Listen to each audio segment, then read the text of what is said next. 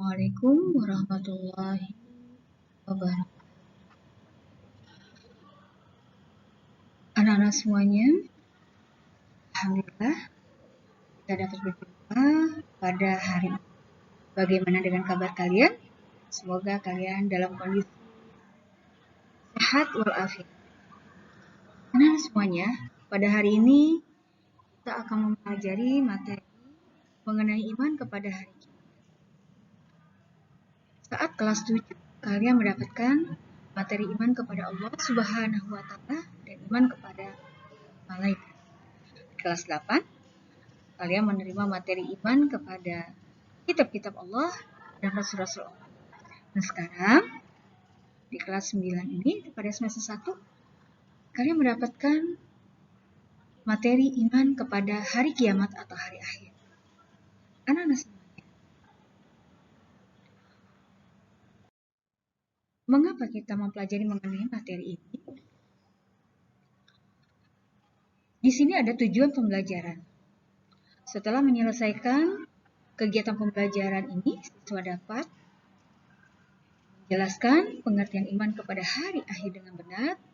2. Menjelaskan dalil nakli dengan benar yang berkaitan dengan iman kepada hari akhir, hari kiamat. 3. Dapat menjelaskan gambaran tentang hari kiamat. 4. Menyebutkan macam-macam hari kiamat. 5. Menganalisis tentang kiamat sugro dan kubro. 6. Bersikap dan perilaku hati-hati dalam menjalani kehidupan di dunia. Nah, anak-anak semuanya, Ibu mau tanya, ada berapakah rukun iman itu? Ya, rukun iman ada 6 perkara. Yang pertama adalah iman kepada Allah Subhanahu wa Ta'ala. Yang kedua adalah iman kepada malaikat-malaikat Allah. Yang ketiga, beriman kepada kitab-kitab Allah. Yang keempat, beriman kepada rasul-rasul Allah. Yang kelima, beriman kepada hari akhir atau hari kiamat.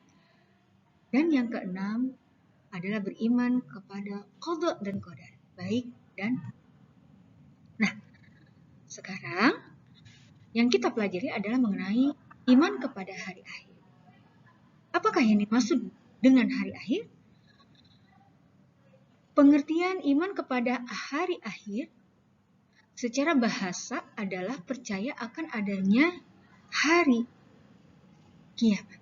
Sedangkan secara istilah pengertiannya adalah iman kepada hari akhir, yaitu percaya dan meyakini akan adanya kehidupan yang kekal di akhirat dan abadi setelah kehidupan di dunia.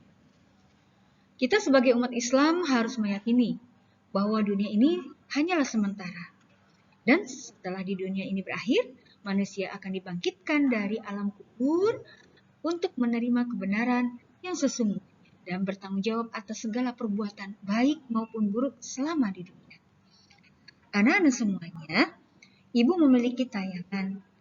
Semoga tayangan ini sangat menarik buat kalian renungi, ya, yaitu mengenai gambaran hari. Selamat menyaksikan.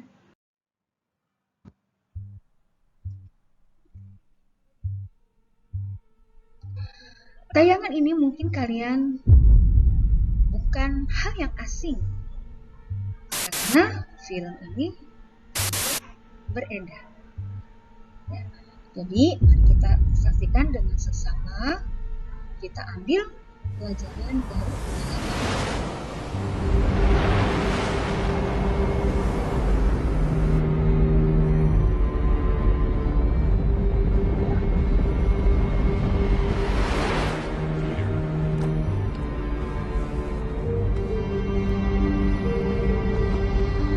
semuanya. Kita harus bersyukur kepada Allah Subhanahu wa Ta'ala karena kiamat belum terjadi. Bagaimana kita merasakan? Kita menyaksikan dengan bagaimana sendiri kejadian fenomena yang ada pada hari ini. Tentunya mungkin berikutnya.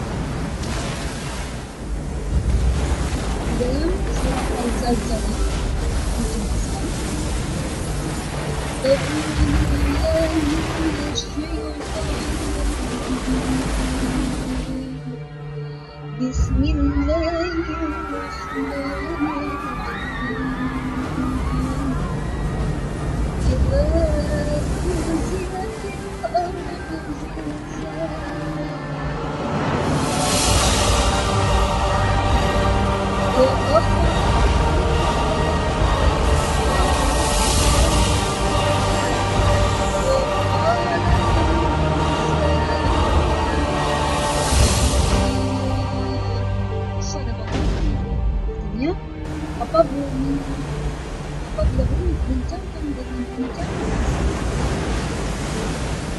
dan ini mengeluarkan fisik وقال الإنسان dan manusia bertanya-tanya, ada apa dengan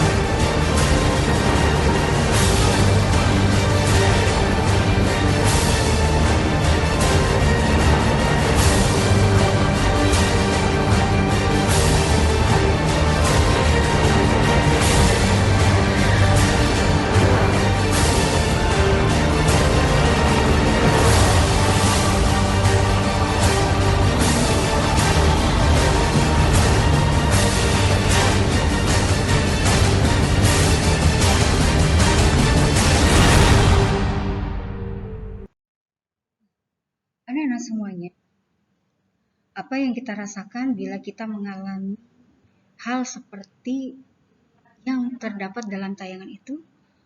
Tentunya kita merasa ketakutan, kita merasa begitu ngeri, kita akan merenung apa yang terjadi pada diri kita. Di dalam Al-Quran, Allah Subhanahu wa Ta'ala berfirman dalam surat Al-Mu'min ayat 59 yang berbunyi, A'udzu billahi minasyaitonir rajim. Bismillahirrahmanirrahim. Inna as-sa'ata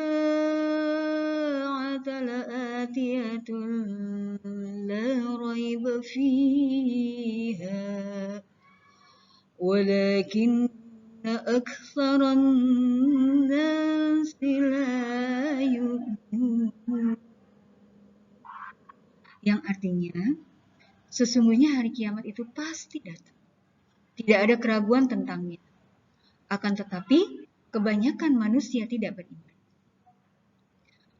Di dalam hadis dari Huzaifah bin Asid Al-Ghifari radhiyallahu anhu, dia bercerita, kami sedang duduk-duduk di bawah naungan sebuah tembok di Madinah. Sementara Rasulullah Shallallahu Alaihi Wasallam berada di dalam kamar. Beliau menengok kami dan bertanya, sedang apa kalian duduk-duduk di situ? Kami menjawab, sedang berbincang-bincang. Lalu beliau bertanya kembali, tentang apa? Kami menjawab, tentang kiamat. Nabi Muhammad SAW bersabda, kiamat tidak akan terjadi sebelum kalian melihat 10 tanda.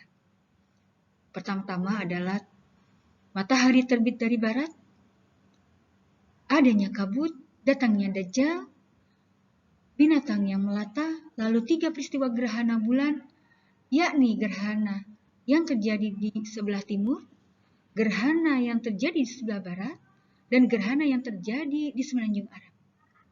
Lalu, datangnya Nabi Isa alaihissalam, keluarnya Ya'juj dan Ma'juj, dan terakhir ialah munculnya api dari Yaman dari sebuah jurang Eden. Siapapun yang berada di belakangnya, dia akan digiring ke padang mahsyar.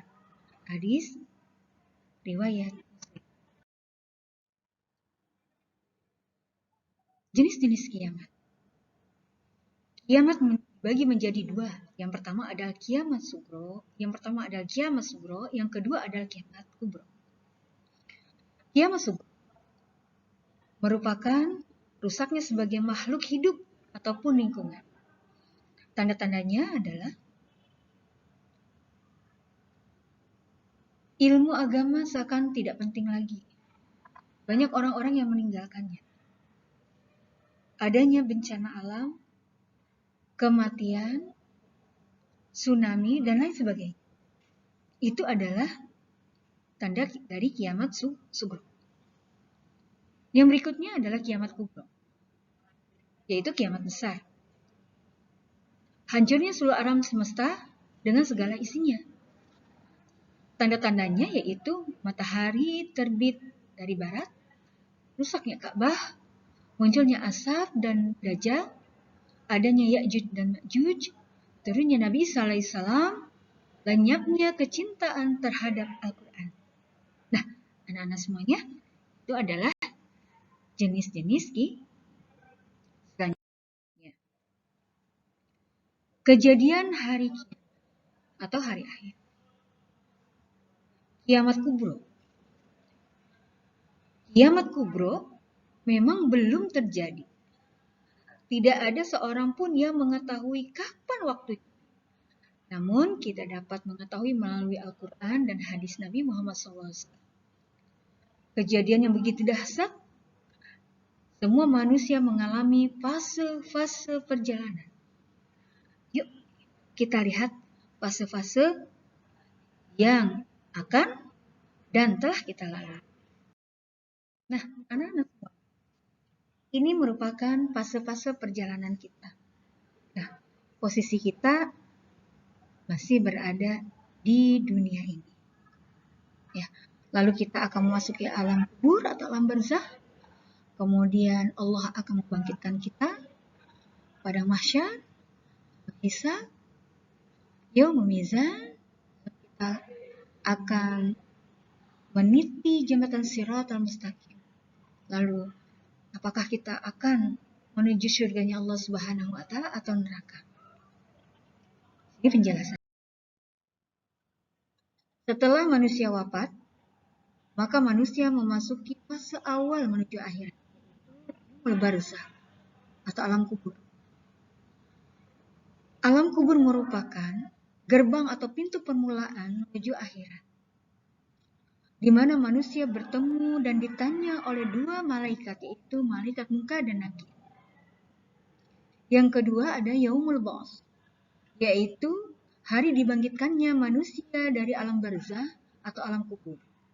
Adapun keadaan mereka atau manusia bermacam-macam sesuai dengan amal, dengan perbuatan.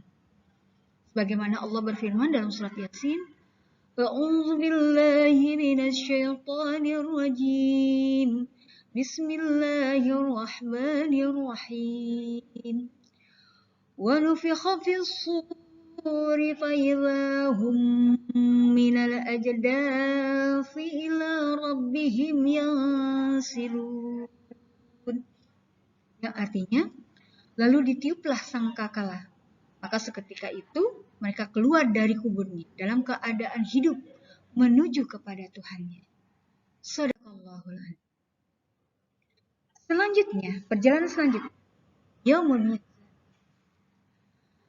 Di mana Yaumul Mizan adalah ditimbangnya amal perbuatan manusia dengan seadil-adilnya. Tidak ada satupun yang luput dari penglihatan Allah Subhanahu. Sebagaimana Allah berfirman dalam surat Al-Zalzalah ayat 7 dan 8. Yang berbunyi, A'udzu billahi minasyaitonir rajim.